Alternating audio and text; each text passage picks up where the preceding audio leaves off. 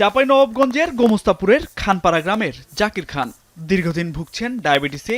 চলতে হয় বিভিন্ন বিধিনিষেধ মেনে। এ অবস্থায় খোঁজ পান ব্রি 105 জাতের ধানের।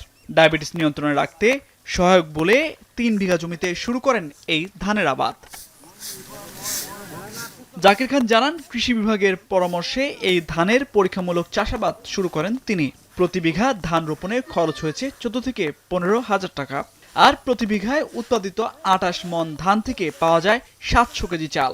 এই ধান যদি করা যায় তাহলে ডায়াবেটিস মুক্ত চাউল আমরা খাবো এবং এলাকার লোকজন সবাই উপকৃত হবে। জেলায় প্রথমবারের মতো এমন ধানের চাষাবাদ দেখতে প্রতিদিন ভিড় করেন স্থানীয়রা। এই চাল স্বাস্থ্যসম্মত ও লাভজনক হওয়ায় চাষে আগ্রহ বাড়ছে অনেকের। আমাদের এলাকায় এই জাতটা নতুন, আমরা দেখে এই জাতটা সামনে করব। গম করার পরে সরিষা করার পরে ধানটা হয়েছে। ধানের ফলনও খুব ভালো, সুন্দর। আমিও আগামীতে আশা করি যে 1-2 বিঘা জমি চাষ করব।